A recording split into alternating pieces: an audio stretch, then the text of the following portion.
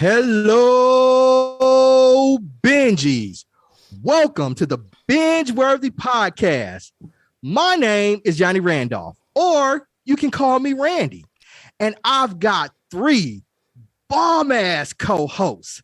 My first co-host is a game developer, a producer. He's a serial entrepreneur and part owner of the Geekish Network. Say what's up to the people, Chuck. What's up? What's happening? I'm here. I'm there. I'm here. And my next co-host, he is a writer. He's a rapper too. He's a rapper. He's a writer. He's an actor. I spit that flyness. You know what I'm saying? Professional basketball player, lacrosse player. That's what I'm saying. He's a rapper. I call him the gang spitter because every day on Geek Beats and every week on the BingeWorthy Podcast, you can catch him spitting that fire. Say what's up to the people, Syntell. Yo, what's cracking, baby? I always love those intros, man. You get me fired up and ready to go. That's right, man. That Bulls intro to come in. Right. And we are the BingeWorthy Podcast. Now, I know I said we had three co-hosts. Our other co-host, the dynamic diva, Miss Cortney Scott Wright. She's not with us today, but we're sending her mad love, and we can't wait to get her back next week. What's going on, fellas?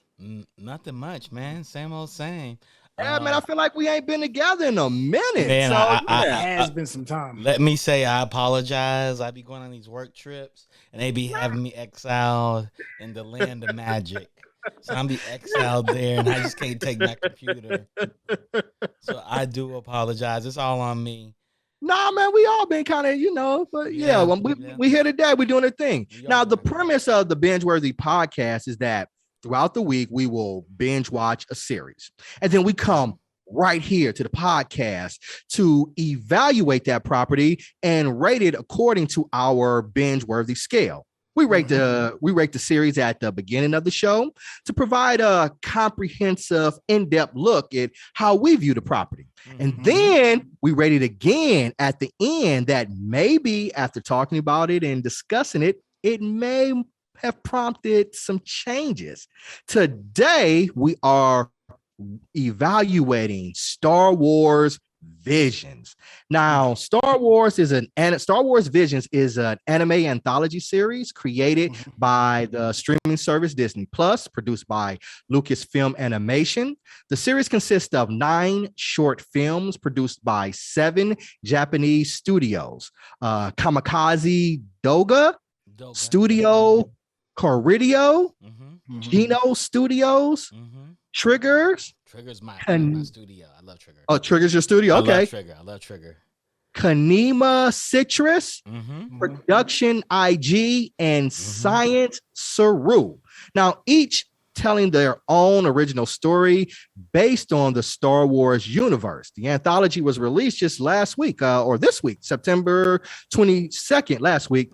And it is a collection of anime short films presented through the lens of the world's best anime creators that offers a new, diverse perspective on Star Wars.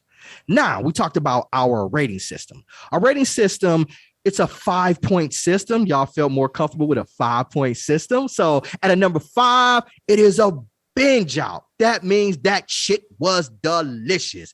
That's one of them shows where, you might spend the weekend with your boo, binge watching it back to back. You can't get enough of it. So that's a full binge out. At a number 4, while not quite a binge out, it is very well put together and you enjoyed it immensely. At a number 3, it is what we call a mini meal. Now, a mini meal isn't great, but it isn't terrible either. It's just kind of mediocre. It's middle of the road. Yeah, I think Courtney described it as like a TV dinner, right? You eat it, it's okay. And at a number 2 is a snack, and it means you just watching that shit because ain't nothing else on, right? NFL and NBA season are done, and you're like, what am I gonna do with my time? Or no new games or anything, or books are out, so it's like, I'm gonna suffer through this. And then at a number 1, it is a binge word. And that's some old bullshit. I always say, Chuck, why the hell did you recommend that we watch this? I love how y'all put this all on me. It's all on you, man. I love how It's y'all all on always you. put this on me. We're putting all this evil on you, Ricky Bobby. All of it. I'll take it. I'll take it. Like, man, you made us watch this. I can't get back those hours in my life. Right. And that's what we call it cringeworthy. So we're going to write this thing at the beginning. So I'm going to start off with you, Syntell, man. How do you feel about Star Wars Visions? All right. So this is the thing. And this is what I was telling people to tune in during our crosstalk. I feel like this is a project. There's two versions of this project. Okay. You have the English version where you have the English dubs, and you have the Japanese version where you have the Japanese subtitles. And each version is different. Now, if we're talking about if you just hit the play button and you didn't go to try to make these adjustments and you would listen to it just straight up English, it's just kind of like okay. It's a mini meal. It's a mini meal when you listen to it in English. I went back and listened to it again, and then I listened to the watch the subtitles and listen to the Japanese dubs, and it was a full meal all the way through. It still wasn't binge worthy. There's still some things that were missing overall, even with the Japanese version, to keep it from being binge worthy. But there is a difference to me between the American version and the Japanese version. Okay. All right. So you're giving it which one? A mini meal or a full meal? You know what? I'm gonna lean on the Japanese side. So I'm gonna go ahead and give it a full meal 4. So it's like a 4 out of 5 out of that. Right. Okay. All right. Yeah. Yep. So I'm gonna go ahead and jump in here now. I am a huge Star Wars fan, right? Mm-hmm. I've loved it ever since. Yeah, I've loved it since I was a little kid. That's why, the last two, they really hurt my heart. But then, like, they rebounded with The Mandalorian. So I feel like as long as Star Wars is in a game, it's got a puncher's chance to win.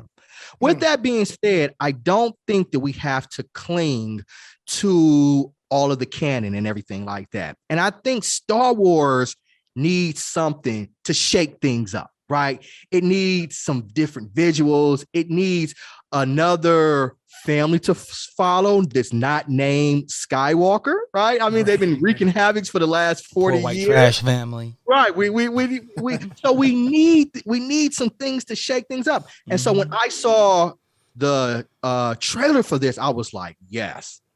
This is what Star Wars needs. It needs something to shake everything up. And an anime is the perfect way, I thought, to express that visually. Mm-hmm. So as I watched it, though, one of the things that stood out to me originally, and Cortney was the first person to point this out in our chat, was there were only 15-minute vignettes, and they weren't connected to each other. Which is fine, right? Because like we did Love, Death, Robots, and that shit was amazing, like visually and from a storytelling perspective. Yeah. So my challenge with this series was I didn't think the individual vignettes, the storytelling was great with them. There were some that I enjoyed. There were some that I didn't care about. And then there was some that I thought were bad. So from a storytelling perspective, I thought that weighed down the project. Visually, I enjoyed it, but it wasn't that overwhelming visual like Love, Death, Robots or Jujutsu Kaisen that was like, whoa, I don't care what the story is. It just looked so amazing. I was in. It wasn't that type of thing. So I didn't think that the visuals was enough to propel it further. So I gave it a mini meal. Now, I'm giving it a mini meal. Giving it a mini meal, this is not to say I want Star Wars to keep going down this trajectory. I do. I want it to keep on pushing the envelope, keep on moving forward. The thing with this, just to me, just out of the box, this change, it was a small step forward instead of a giant leap that I would have wanted. So I still wanted to push further, but it's just a small step instead of a leap. So I'm going to the mini meal. I'm going to turn it over to you, Chuck. What was your opinion, or how are you going to rate Star Wars Visions? Okay, if you all did not know, I once worked at a manga company, which is a Japanese comic book company, and I was the marketing coordinator on Star Wars manga Black. So they made a manga, and Japan has fun with Star Wars, right? To them, it's not serious. A lot of things get lost in translation, so they just do what they do. And we in one of the stories in Star Wars manga Black was Darth Vader versus Yoda, and they were slonging out their lightsabers. And Yoda was like, "You have a big saber, but mine's is bigger than yours." And it's totally homoerotic, the whole entire fight. It is 20 something pages of one of the best fights you'll ever see between Yoda and Darth Vader, and it's all homoerotic in the dialogue. So they went kind of space balls with it, like Yes. your Schwartz is bigger than mine kind of thing.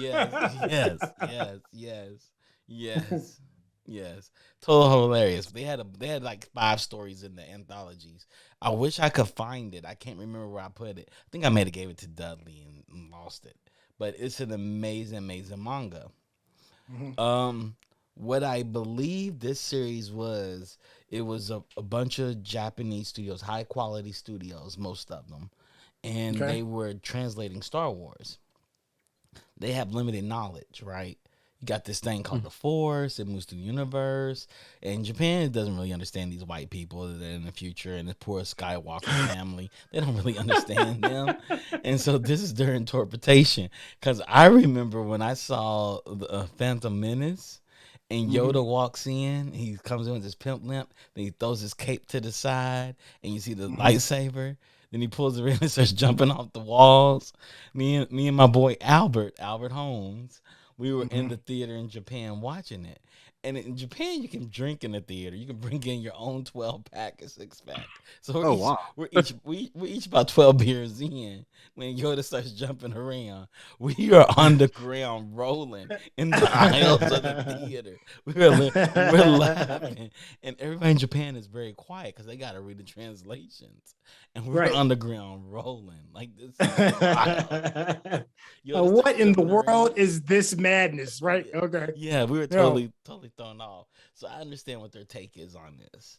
I was really excited about the studios. I knew it was an anthology, and I knew it was going to be compared to Animatrix and Love, Death, Robots. And those are the 2 strongest animation anthologies we've probably seen to date. And I was hoping Disney would give the studios liberty, which I think they did, but also guide them to make sure they had punched it out the box. Did they punch it out the box? No, they didn't. They stayed inside the box. They did really good artwork that stayed inside the box. I wanted them to reach all the way outside. And particularly, you had Trigger on it. And Trigger did 2 episodes. They did old style Trigger, which is very much Kill la Kill style. And they did Premiere style, which is their 3D animation, where it's all just rapid space. It's all based on feeling and emotion. And we'll talk about that in this. But I give it... I really want them to continue. I want to do what Johnny said. With that said, I'm going to give it a 4. I'm going to give it a full meal. Because I think they were scared to go outside the box because they knew what they were dealing with, how big this property was. Okay. So what's that? We got 4. We got 2 full meals. And so it got a 3.6. So we'll round that up to a full meal. We'll round that up to our initial thoughts as a full meal. Now, with my mini meal, it's got a lot of seasoning in it, right? You know what I'm saying? They mixed it in and stuff like that. So maybe if the discussion heats it up enough, maybe, it could turn into a full meal that you want. But like I said, I'm gonna stick with that. So, but Chuck, you made some really interesting points, man. And I don't know if a lot of people know this. Star Wars, the last 2 or 3 films have not played very well in Asia and China and Japan. Let me tell you something. Everybody knows I'm a diehard Star Wars fan. I will fight for it. But I think all the movies are just okay. I don't think none of the movies have been great. I think at the time they were great because they were so new and we never seen visual effects that way. And the storytelling wasn't remarkable. You know what I'm saying? I mean, it was complex, and I think you're right. For the time, it was great. I think Empire and Return of the Jedi. I think Empire and New Hope were great, and I think the Return of the Jedi was good. But I think those are the closest to great. But they're not really great. They're great for Star Wars films, which is not a high bar. And one of the things also that I thought too, because what the 1, 2, and 3 came out early 2000s, and visually it wasn't what it should have. The Matrix came in and kicked Star Wars ass visually, and they came out the I think Phantom Menace came out the same year that Star Wars came out, and visually the Matrix on a lot smaller budget was a way better visually. So Star Wars has some room to grow, but like I said, I thought the Clone Wars reinvented the shit, and they took it to. I think every version of the Clone Wars was amazing. I think the Genndy 2D cartoon, I think Clone Wars the actual 3D animation movie cartoon, then Clone Wars the actual series. Yeah. They took it there. I thought that series, 5 seasons, 28 episodes a season, was amazing. It was amazing storytelling. Absolutely. They had no audience. They didn't know who they were making it for. And I think even when they brought it back, this Netflix season and the Disney Plus season were amazing. I just started watching Star Wars Rebels. I'm blown. I'm like, yo. I was about to say, it's slept on. It's a slept on series. Man, when I wanted to hate Ahsoka Rebels. Pops up, I almost cried. I literally almost cried because I think she's the greatest thing that happened in Star Wars. The second greatest thing is Grogu, but I think she's the greatest thing that happened in Star Wars. Period, hands down. And like I said, when Star Wars Rebels came as a replacement for Clone Wars. That's right when Disney purchased Star Wars, and it was on Cartoon Network, and Cartoon Network's the Time Warner property, and Disney was like, ain't no way we're showing this on the Time Warner project. So they canceled Star Wars, moved it to Netflix because they had to deal with Netflix, and then they did Rebels on Disney HD. And I was like, fuck Disney, I'm not watching this Rebels bullshit, because they could have gave me another series. They could have gave me another season of Clone Wars. Like the way they ended it with Ahsoka and everything. So I was in my feelings. I was really in my feelings. But then I started watching it, and I was like, it was good. Right. And then they brought Ahsoka back. And they had this thing where Ahsoka first sees Vader, and she senses that it's Anakin, and Vader's like, the apprentice lives, and the whole episode just ends. I was like, oh shit.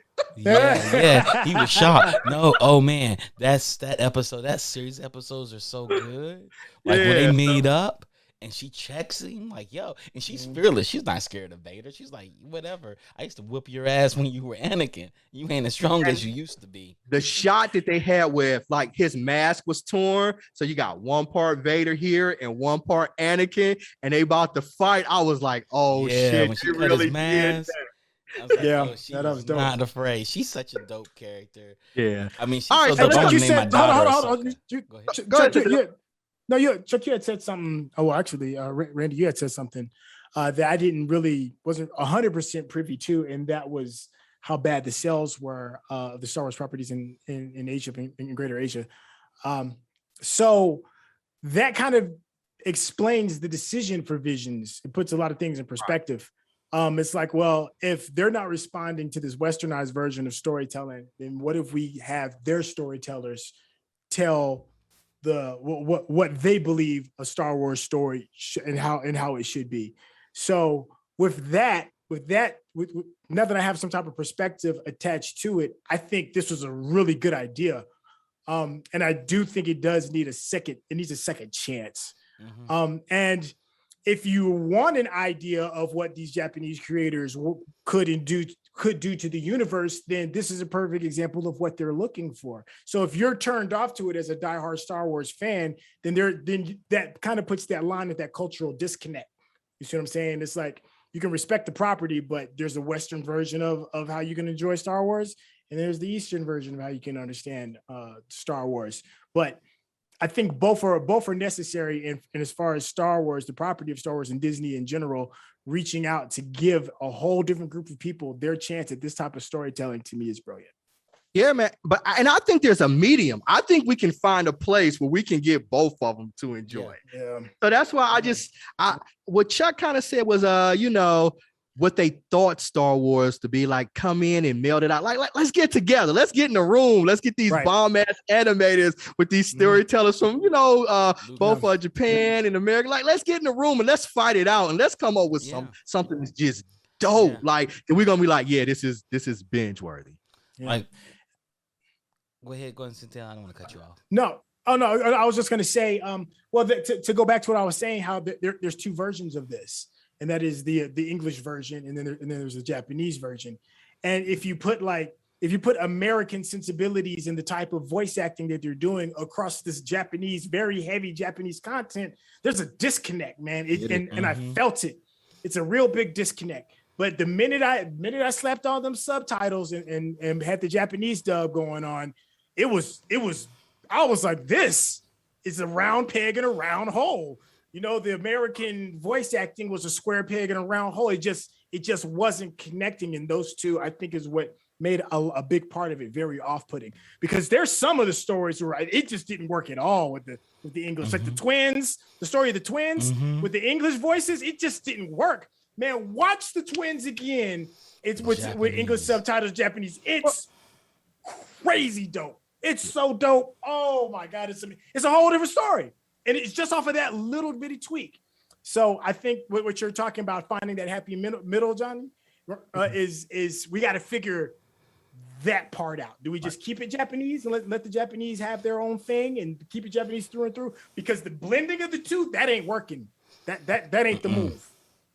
I think what they did was they passed over the voice acting duties, or the Japanese studios kept the voice acting duties, had a lot of money, and they paid overacting English actors with no names, or they paid high-end English actors because it was just the voice acting. And maybe that's something to do with they hired Lakeith Stanfield to do all the voice acting. That's what. And maybe did. A step. And Disney doesn't really spend a lot of money on big names, but maybe that was something we got because one the crowning jewel to me was Invincible with the voice acting. I just thought everything fell in line there. Maybe if we could get some of those high caliber voice actors, not necessarily high caliber actors, because we've seen good actors be bad in animation. Yes. But if we could get some good, if we could get some good voice actors in there, maybe that does mitigate that sort of that gap between what Syntell was talking about between the Japanese version and the American version. Never thought about it. But then also, why can't it just watch the dub? You know, I mean, excuse me, just watch the subtitles. You know, subtitle, yeah. Just go with subs. It's kind of like what was the name of the oh my gosh, the Korean movie that just won the Oscar like 2 years ago? Oh my God, I can't think of the name of it. You know what I'm talking about, right? The one where they go in the house, they live in the house. Yeah. And you would hear people say, I don't want to read subtitles. I'm like, you're gonna miss out on the amazingness of this project because you don't want to read the subtitles. You can get the real inflection of the actor's voice. There's real intentions of what is going on, because people forget that what's said in language is only half of the communication. Parasite. The other half is intent. Parasite, right? So when it comes to projects like this Star Wars Visions, just make it all Japanese, man. Don't even give the option to dilute it. Give it in its purest form. Well, let's talk about some of the episodes. I was like, can we dive into the episodes? Yeah. So episode 1 is set in an alternate history 20 years after the fall of feudal Jedi Empire. A lone wanderer known only as Ronin witnesses a legion of former stormtroopers attempt to besiege a small village. Ronin fights the leader of the bandits, a self-declared Dark Lord of the Sith, armed with a heavy modified lifesaver, while his droid saves the village. Ronin, a former actual Sith, lowers her into a trap and kills her. Ronin, shown to be a collector of red kyber crystals from each Sith he has killed, decides to give the leader's crystals to the villagers, citing that it can ward off evil. This was my favorite episode. From the jump. Hands down. I was like, oh shit, it had that kind of Western feel to it, and it was like fuse and duels. It was definitely Samurai 7. What they did with her lifesaver with the spinning shit, I was like, oh, that's dope. So Syntell, man, how'd you feel about this episode? Yo, it felt what's his name? Akira Kurosawa, I think. Please let me know if I'm mispronouncing his name. Akira Kurosawa. It reminded me of that, and he's the god. We make his name taste like ass when you speak it. Like it's show respect.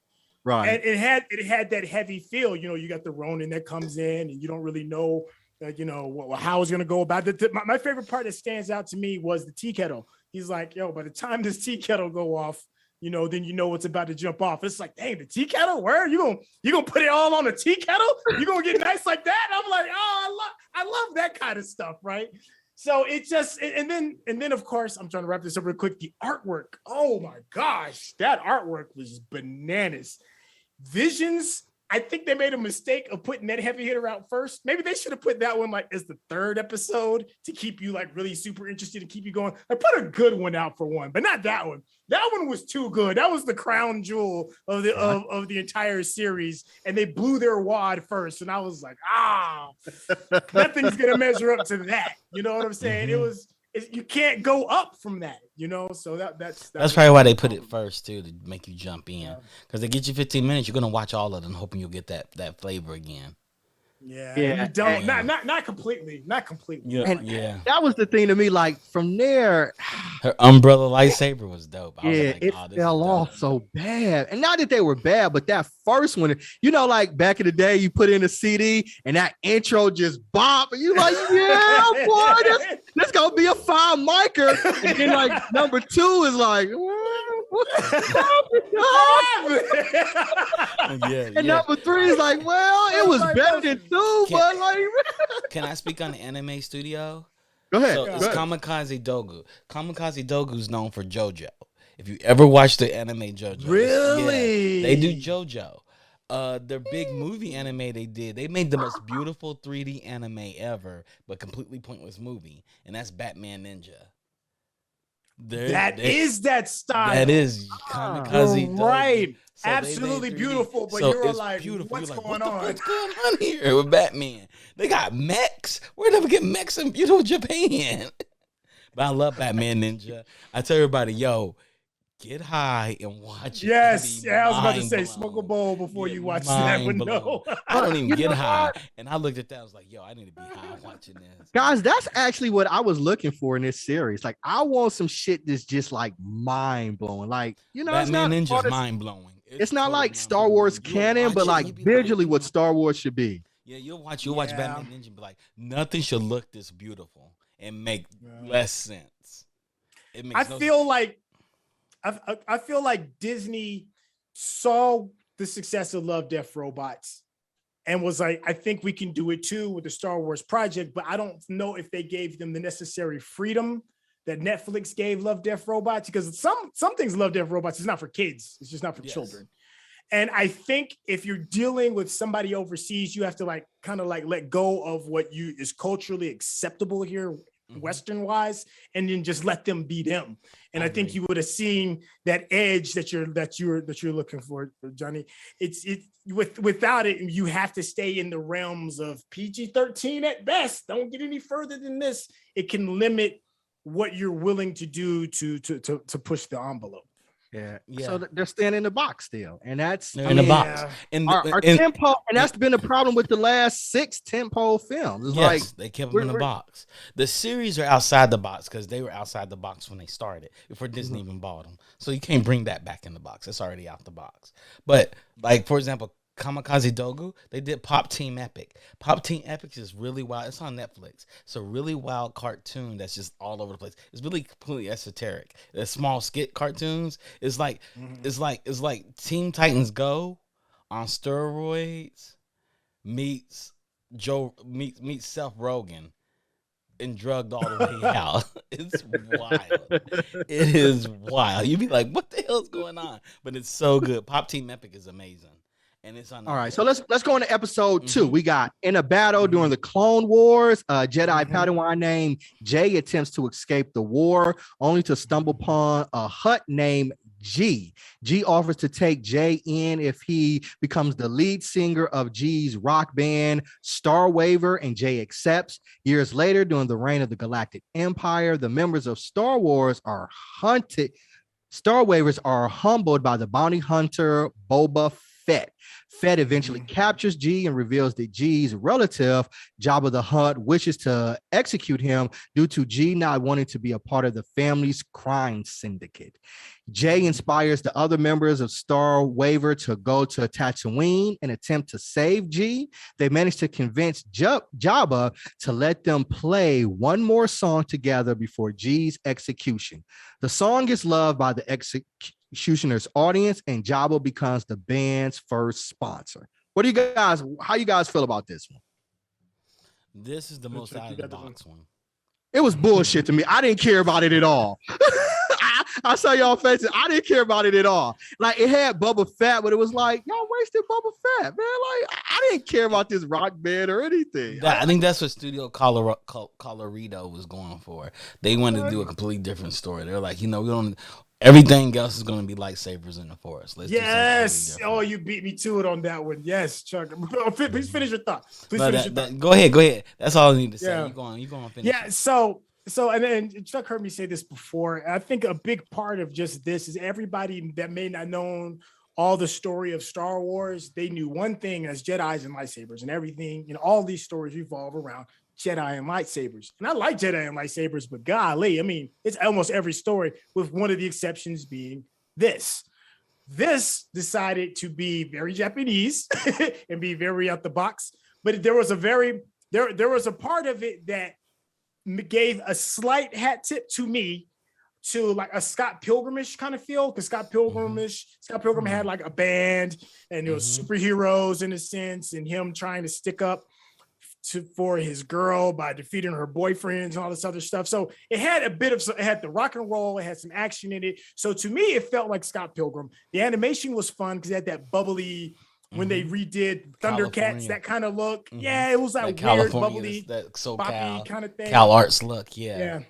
So I didn't hate it, but once again, it's one of those things where it's like, when you're mashing the cultures together, it doesn't mesh well. And when you watch the English version as compared to the Japanese version, it feels a lot different. Let me tell you why Randy hated it. He just got off the duel. The duel had him high as hell.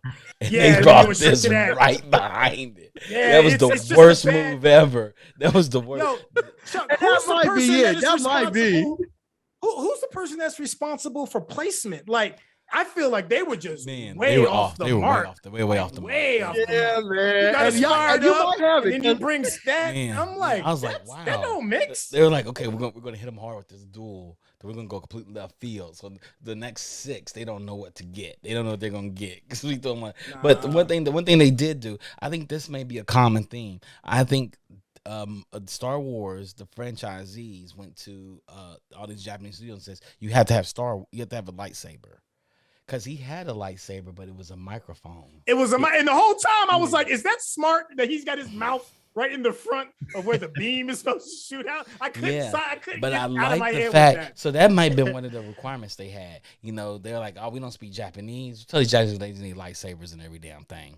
And they were like, we need lightsabers. So it's like a middle finger to you. Oh, you gonna make us have a lightsaber? We're gonna turn it into a microphone. And we're gonna have a hut in here. And it shows off Jabba's personality, because Jabba the Hutt is ruthless. He's about to kill one of his own because he won't join his gang and rather be a rock star. That's like every parent. That's a badass parent. Because Jabba is the parent of all the Hutts. I think the music could have been better too. The music could have been like better. if you're gonna do that, if you're gonna make it just music based, the music's got to be better. It's Japanese though. It's Japanese pop, so it worked. Japanese. I do like you said, kind of a fuck you, because I thought throughout the series there was kind of they use lightsabers in every episode, but they use lightsabers here. It made it a microphone and a constant talk about Sith and Jedi, Sith and Jedi, Sith and Jedi. And they showed Boba Fett is badass, because Boba Fett was badass when he caught him, and then went to the concert. All right, so we're gonna move on. We're gonna talk about the twins. You touched on this a little bit earlier, Syntell. In the aftermath of the Empire's defeat, the remnants of the Imperial military began the construction of 2 conjoined star destroyers and houses a large star laser capable of destroying planets.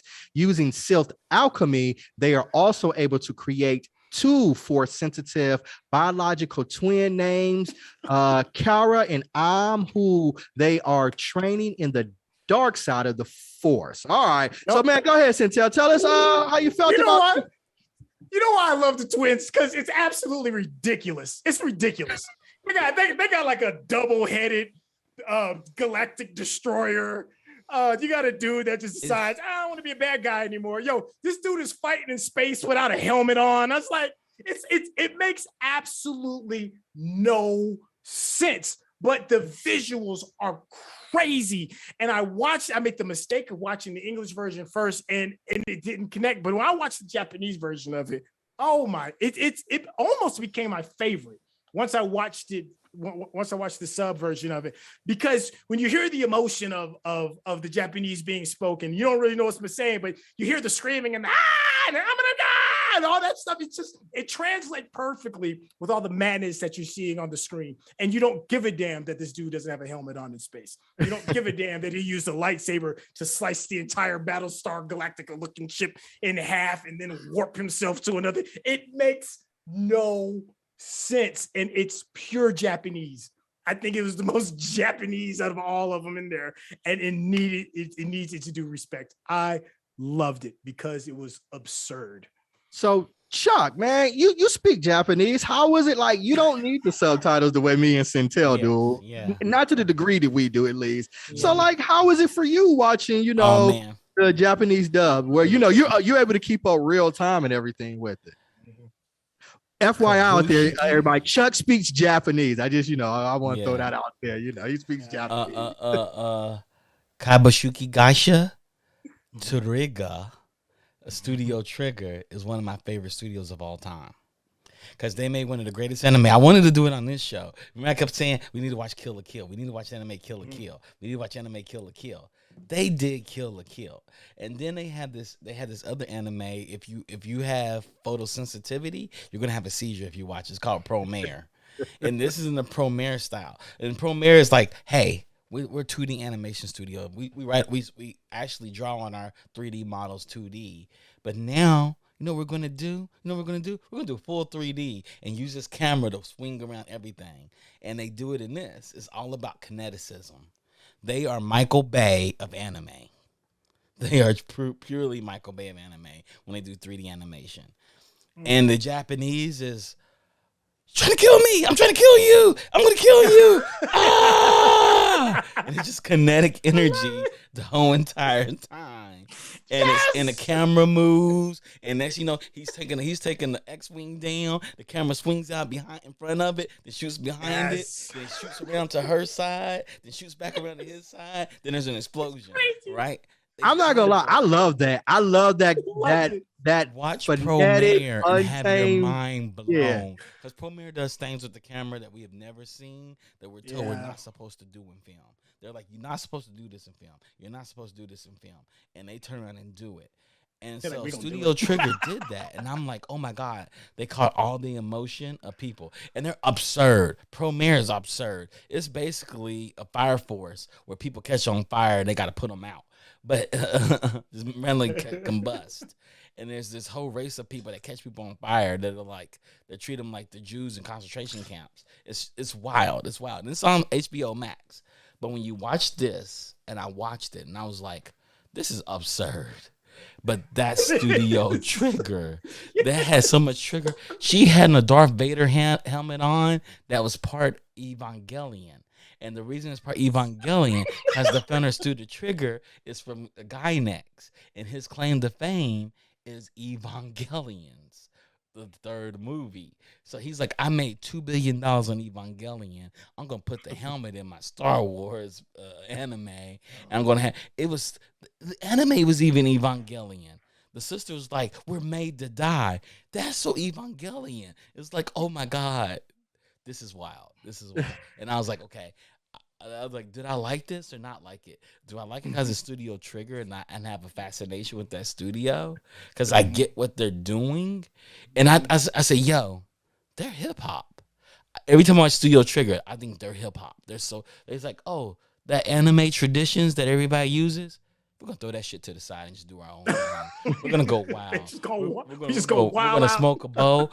Kill la Kill, their prime anime, is about school uniforms and fashion. And I'm going to leave it at that. We're going to watch Kill la Kill because I'm going to make that homework for us, because y'all going to be like, I don't believe you made me watch that. With it. Yeah. It actually compares to Jujutsu I Kaisen. actually watched in a Japanese dub. And I watched the English version first, like Syntell did too. And it was a noticeable difference. Yes. Watch it. I don't know. The Japanese version Japanese original version, it made it make more sense.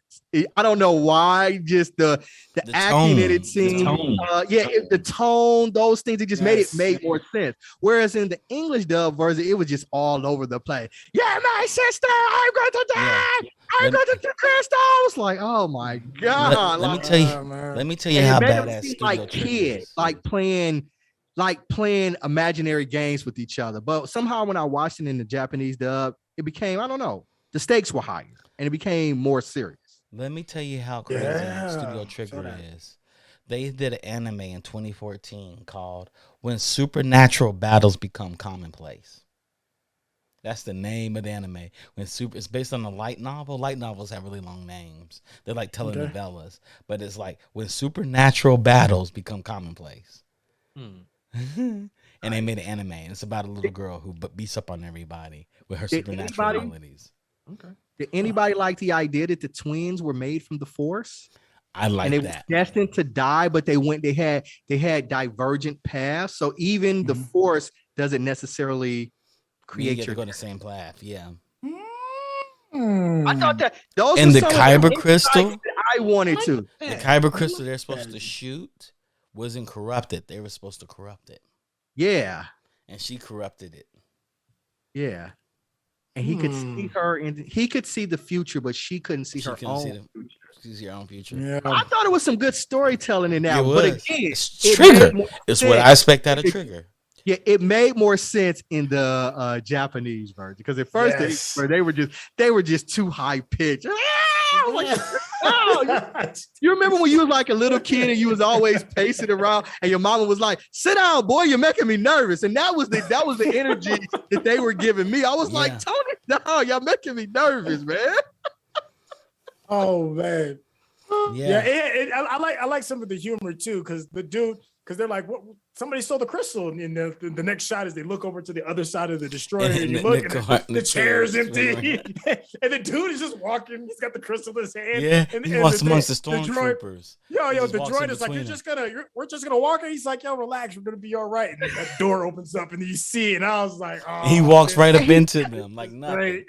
Yeah, when he stops him, when he stops the ray blast, I was like, he's kind of a badass, right? He's badass. He's a total badass. He was born of the Force. He was born from the Force. Right. Like, what do you do to stop me? First of all, you can't kill me. Dude, he cut the destroyer in half with his lightsaber upside down. That dude was gangster. He was dope. Yeah, and the sister, when he was trying to get away, she grabbed the flyer with the Force, and he couldn't move. I was like, "Yeah, she grabbed the X-wing." When he escaped, she just looked and was like, "Okay, I'm gonna go outside and stop him." She went out and called it, and she didn't want him. She wanted the crystal, and he was like, "Oh shit, she's trying to get the cyber crystal." So he's got to go there and attach himself to the cyber crystal. I was like, "Oh shit, those are forces like uses of the Force that I was like, yeah, that's kind of dope." This should have been the second episode. Yeah, man, I thought so too. I think if we recorded this thing, it'd make it a lot better. That should have been the second episode. Okay, so we're gonna go on. Many generations after the Jedi Order became mostly extinct, Margrave Juro, the Jedi ruler of the planet High Islan, invites several Jedis to his Aereo Temple in order to receive lifesavers whose design had been lost to time. I'm not gonna read all of that, but so how do you guys feeling about this? This is my second favorite. Man, why he set it up, how he knew that all of them would kill the original Jedis. He basically lured in all the Sith Lords, and how and the little girl was a Jedi, and she didn't realize how strong her powers were, and she was destined to sword and didn't know it. And then when he led to the temple, and let's talk about Juro hiding inside the bot and coming out like, "Yo, I knew y'all were coming. I'm going to massacre all you motherfuckers." I was like, yo, I haven't seen anything like this since Quinlan Vos. I haven't seen anything like that since Quinlan Vos actually existed. That was better than anything I've seen from Mace Windu.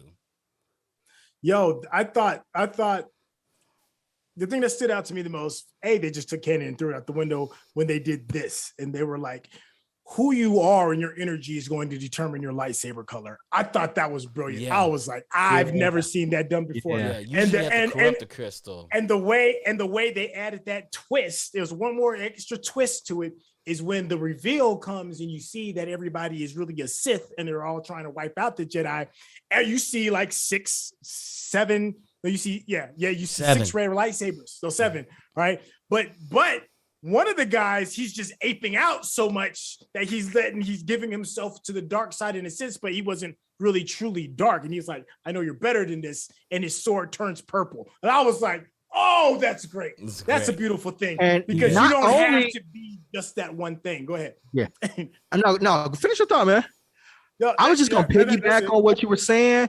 Not only does it determine the color, but also the size of your lightsaber. I thought that was dope too. Yeah. So, the more skilled one would have a longer lightsaber, less skilled one would have a shorter one. I thought that was kind of cool. That was really smart. That what they did with the saber. And those are things I think we can incorporate. And even the girl in her story, like her dad is the blacksmith. He's the iron maker of the lightsabers. Right. And he didn't. Did he have the Force? We weren't sure. I think they even explained if he had the Force or not. I don't think he did. But she did. He knew it. He knew it.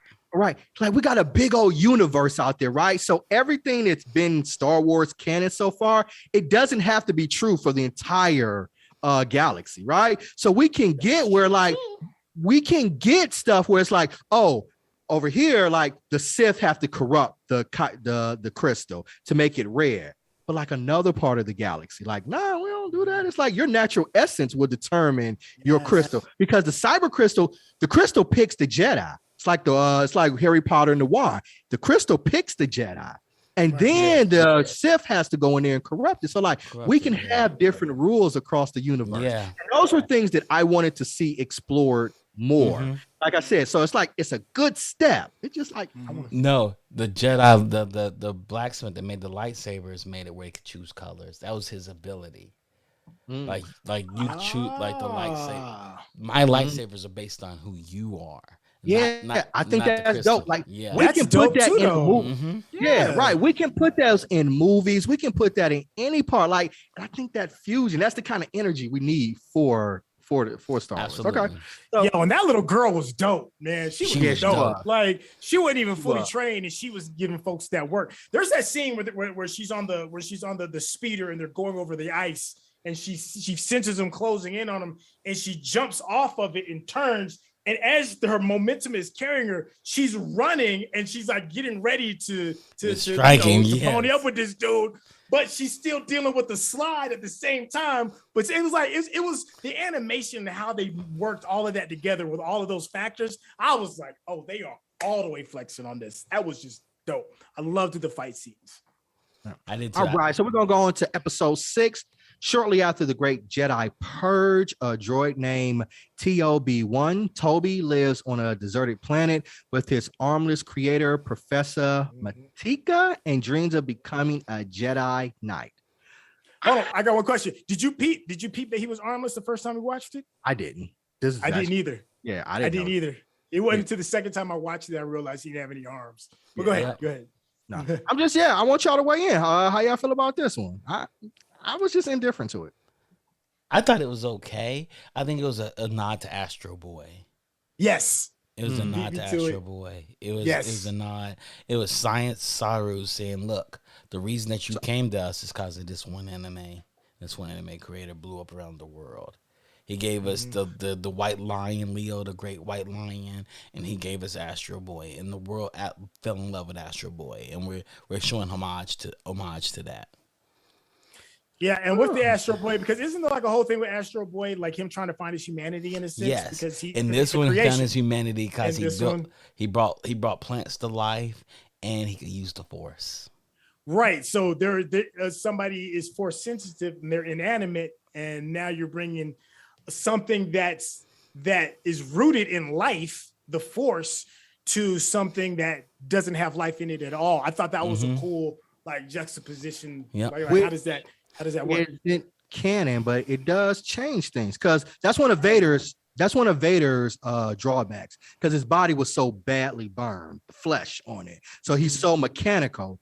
And the Force is a living organism, right? It's touching into nature and everything like that. So he's kind of restricted in his ability to use the Force because his mechanics and his body has been so badly burned. But for them to kind of switch that narrative, like a completely mechanical being, even Lord Grievous didn't have, he was more mechanical and he's killing everything. But like switch that to create life too from a non-organic being. That's an interesting perspective. Yeah. You know what? You said something that made me think about this episode earlier, Johnny, and that's when you were saying that just because it's in the same galaxy doesn't mean it has to follow the rules of canon, right? But if you notice in the very beginning, as the little robot droid goes to like one of the scientific post areas to find one of the other droids, there's glyphics written all on the wall, and it's telling the history. I didn't get a chance to pause it and look at all of it, but you see AT-ATs. I do remember seeing AT-ATs. I do remember seeing other Jedi duels that was scribed on the wall. And there's like other things that are just part of like the Star Wars lore.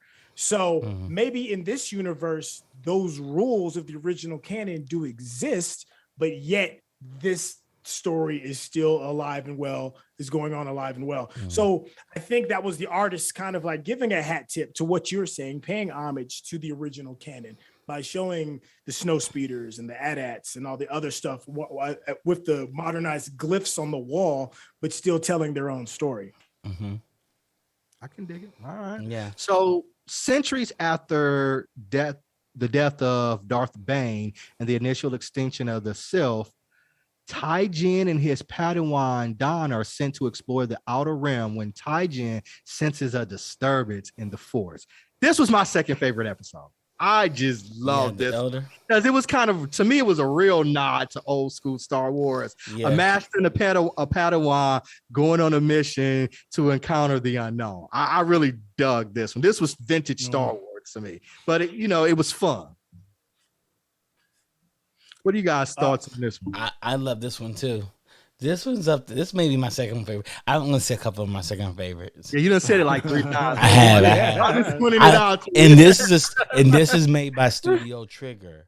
So the studio that made the twins made this, and they're night and day. Different animation style too. Yeah, that's what they do. That's what they do. They're like, we're a studio that does it all. Like Pixar has one look, we got two.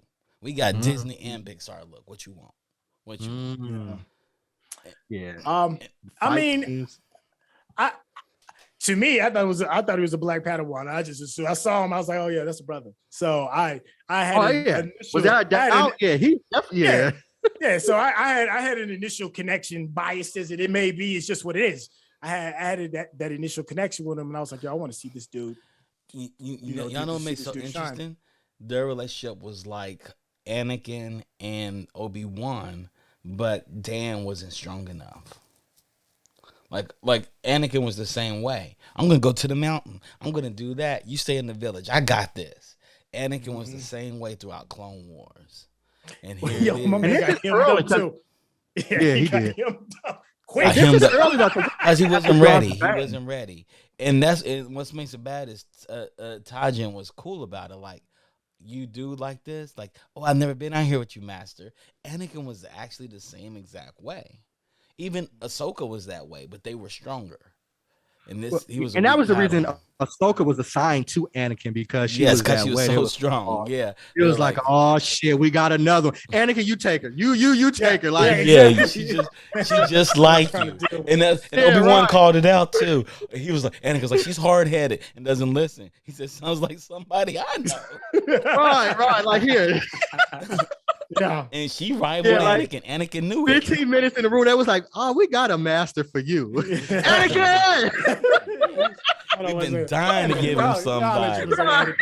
But yeah. That old man, the elder, he was seasoned. And I love the fact that he was I wish I was younger so I could really show you what I could do, because I promise you, I'm gonna you to see me 3-4 centuries earlier. I would give you this work. I would. I like it when he was with the Padawan and he said, "You ain't the person I was looking for. But when I kill you, he gonna come looking for you, and I'm gonna kill him." Then I was like, "Oh shit!" Yeah, that was so real.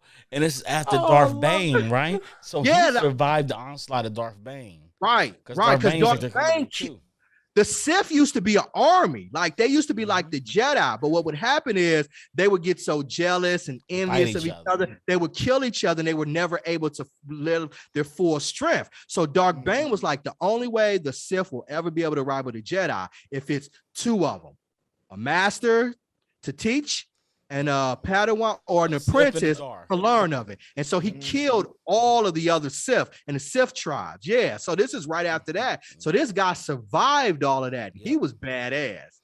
He was dope, man. I love the way him and his spacecraft, his speeder, whatever it is, how they both kind of like fell into that weird dust kind of thing. It was just so I like that because typically like the Jedi fade and their ghost pops up or whatever it is. But this just seemed kind of like they rusted or something, like to oblivion or something. And he just melted. That's how much evil he had in him. That's how much dark side he had in him. He just dissolved. And good shit. So go ahead. I think he was going to that place to die. Like he was like, I've escaped the Sith. I'm on my last legs. I'm gonna come here to die. And he felt the sense in the Force. And like, oh, I can do one more last one. I got one more left in me. I'm gonna work this Jedi out one time. Yeah. Don't y'all wish though he could have had an apprentice or something to pass some of that? That's a lot of great power just gone right there on that. But that's how Darth Bane wanted it, right? That's how. Well, Darth Bane wanted a apprentice to teach to rival you, right? Yes. So what you do is once the apprentice starts to feeling like that he's good enough for she and you're weak enough, he's supposed to challenge. Yes, like he's supposed to have an apprentice too, take an apprentice. Yeah, he's got to those find two his own move apprentice. up. Right, so right. It's you and him, and they move up. But yes, right, so I right. think this is so Darth Bane is really the first Sith Lord. Right. Yeah, and so it's like if you don't challenge him, then Bane's going to kill you because you're too damn weak to carry on the mantle of the Sith. Yeah, so. And he'll take your apprentice under him if he doesn't kill the apprentice. Right, exactly. And then kill your apprentice. If he doesn't kill your apprentice. But it's kind of like how it sets up how ain't no bitches gonna be around me. How Ventress when Dooku was asked, when Sidious said, "Hey, I see you have an apprentice," and he was like, "Oh no, she's an assassin." And he's like, "Kill your assassin." He was like, "No," he was like, "Fool, I know what a goddamn apprentice is." He's like, "No, she's an assassin. She's an assassin." Then he said, "Kill her." Yeah, but Ventress is so dope. She's a dope. She's an unknown jewel in the Star Wars universe. So we're gonna skip ahead to the last one. It's Akira Kyrie. It's prior to the extinction of the Sith, a Jedi named Tsubaki, who had been suffering from visions of an unidentified individual dying in front of him, reunites with his old love, Missa, a princess who has been overthrown by her dark side wielding aunt, Masago. I like this one too. Elaborate, fam. What'd you enjoy about it? The story was solid. Because here's the thing, like you always wonder, like, why would you want to become a Sith unless you just got a grudge? So like there's got to be different ways. This is a Sith story. Spoiler alert. This is a Sith story. And you're wondering like how is it that they can fill these ranks and how is that they're able to corrupt so easily? And here's a guy with all the great intents and purposes, all the natural talent. He's on his deathbed, he's doing the righteous thing, and he ends up joining the dark side for all the right reasons. I just loved how all of that. Yeah, exactly. I love how that story was told in a short format. And he's like, what can I do to make sure she doesn't die? You can bring her back. She said, her life is not over. I can bring her back, but you have to join me. And she did bring her back, which is something Palpatine was lying about. Mm-hmm. Yes. So she had enough power to actually bring her back from death. I thought that was. And Misa was like, "Where you going?" He's like, "I wanted you alive. I'd rather sacrifice me and be the apprentice to this dark lord than you to die. Like, I'm like, damn, that's love. I thought it was dope. I was like, wow, that's a good villain story. That's a great villain story. You know, and then the way he threw his hood on in the end, like he was on juice or something. He just, it is what it is, boo. It is what it is. I did it for you, boo. I ran this game for you, boo. It is what it is. Now y'all better watch out because I'm about to get a different kind of game. I thought that was dope. And you know what? I always thought the Jedi was weak for not teaching dark side arts. They just tried to ignore it. Like, you know, we're never going. Like, you gotta tap into the full spectrum of the Force. Yeah. And I always thought it weakened the Jedi. Yeah, and there's the thing that I embraced about the Sith, and that is that there is an importance to giving into your emotions at times. Now, I agree the Jedi side that you shouldn't let your emotions control you completely. Right. But don't act like you're emotionless, and that's what Jedi are. They're like, don't give into any emotion. That's whack. Passion is an important part of life, man. Passion is important. It's wildly important. If y'all notice, the Sith feed off of Jedi. Like, there's a lot of different orders. There's still like 7 different orders, and since they do a different balance, they're like, oh, Sith are like, you know, the easiest people to corrupt are those that try to avoid their feelings completely. Yeah, Anakin. I mean, you saw they do. The Sith don't go recruit out of Jedi. They don't go looking to take Force users. They're the best recruits.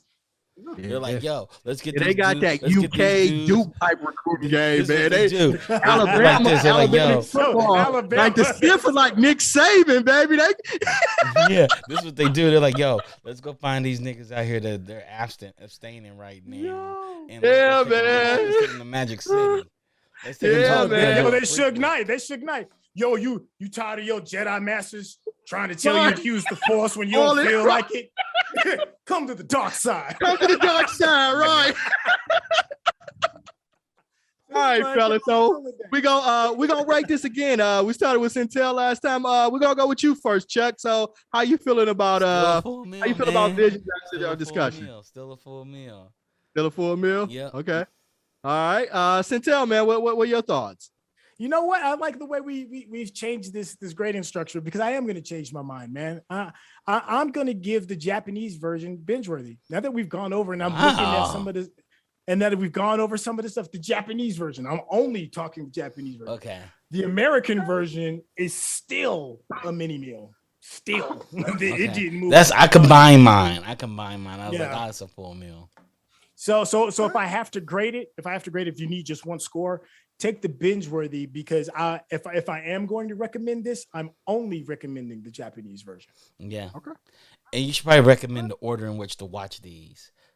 Yeah, there's an order. There's like 3. Don't do number 2. Number 2 should be the very last one on the list. It'd be great to close with the band. After you saw all these lightsaber duels, you're like, oh, the guy took the lightsaber, made a microphone out of it. Yeah, close with that. That's funny and cute to end out, especially since the last one ends on a dark note with him becoming a Sith, and then you end on a light note with them singing the band and stuff like that. Yeah, I agree with that.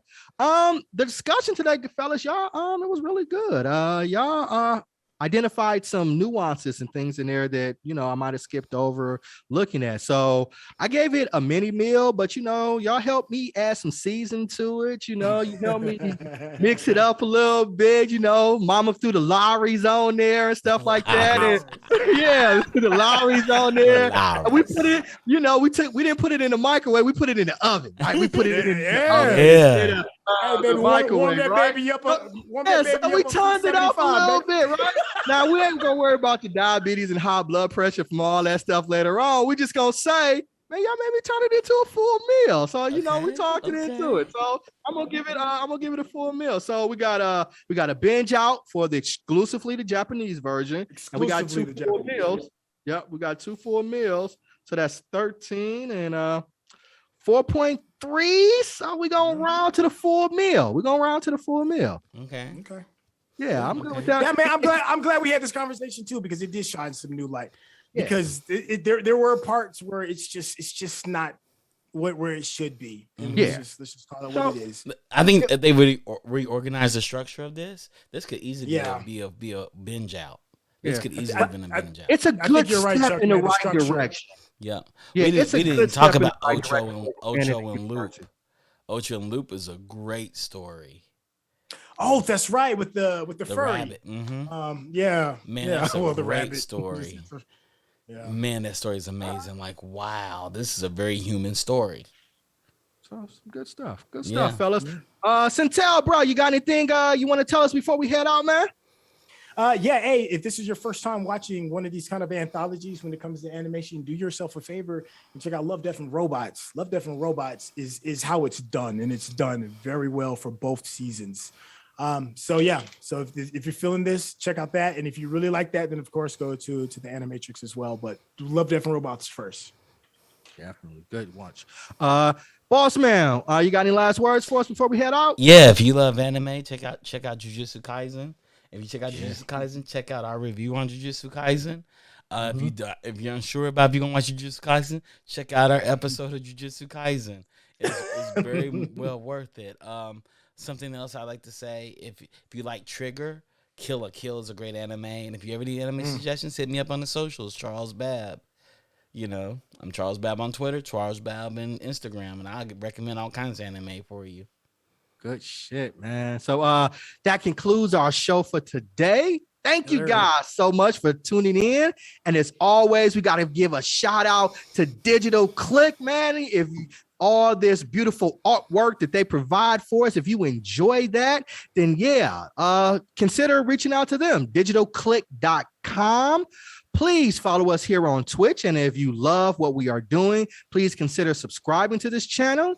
If you have an Amazon Prime, you can link your account and subscribe to us using your Prime Gaming. Now, this won't cost you nada, but man, means the fucking world to us. So please help us out. Tomorrow, we're going to have what? Geek Beast and Origins Illustrated. Those ladies are dynamic and fantastic. So please turn in. Tell them what Origins Illustrated is. What kind of podcast is it? What kind of live stream is it? Well, you tell them. You already talked. Origins Illustrated is a woman of color live stream podcast about comic books and comic book related properties, and they know their stuff. Fine ass, smart ass women too. So visually and intellectually, you're gonna be stimulated.